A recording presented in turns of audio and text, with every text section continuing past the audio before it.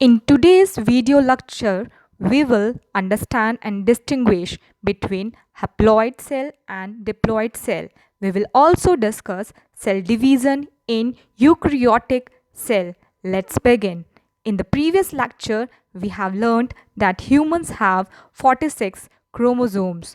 Most specifically, each human somatic cell contains 46 chromosomes. So, what are somatic cells? Somatic cells are all human body cells except sperm or egg cells. Sperm and egg cells are the reproductive cells in humans. They are also known as germ cells or gametes. So, each somatic cell contains 46 chromosomes. These 46 chromosomes are present as 23 pairs of chromosomes. That means each pair has two copies of the chromosomes, making total chromosome number 46. These 23 chromosomes differ in size, shape, and set of genes. Further, 22 of these pairs are known as autosomes. These chromosomes look same in both males and females. The 23rd differ between males and females.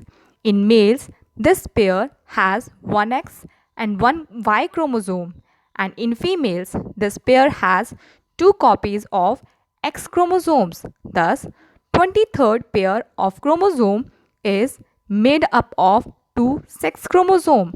Now, each human inherits one chromosome of each pair from father and other from mother. That means 23 chromosomes from father and 23 chromosomes from mother. So, each somatic cell has two sets of chromosomes, 23 from each parent. So, somatic cell in humans is a diploid cell and a gamete is a haploid cell. When a cell contains two sets of chromosomes, it is known as called diploid.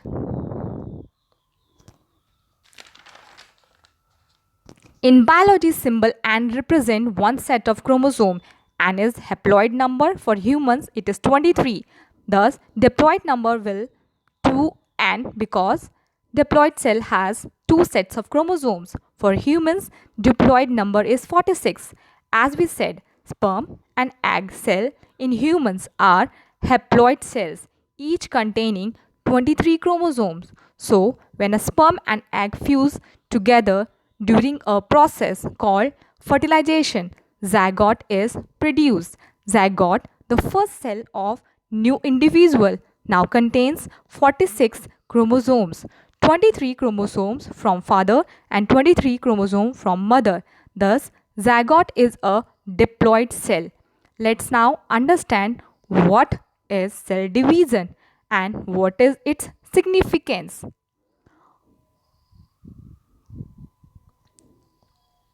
Omnis cellula e cellula. You all must have come across this statement somewhere in your biology books.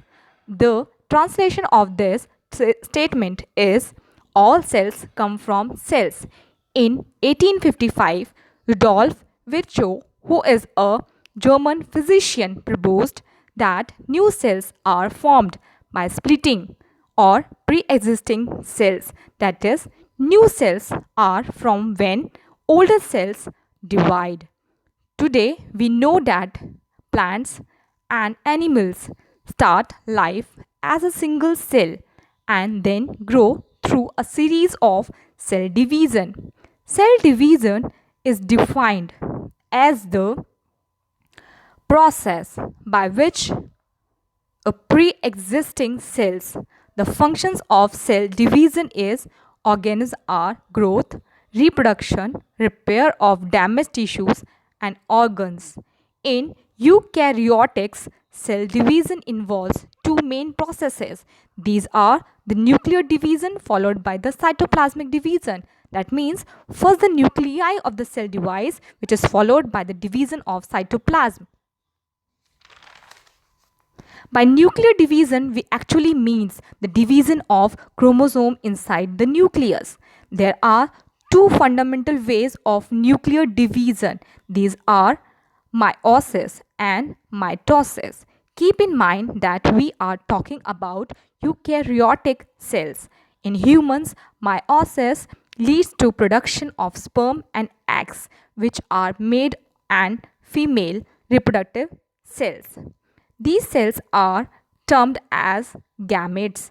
Mitosis, on the other hand, leads to production of other types of cell. These are known as somatic cells. Both meiosis and mitosis are accompanied by cytoplasmic division. In the next video lecture, we will discuss meiosis and mitosis in detail. Thank you.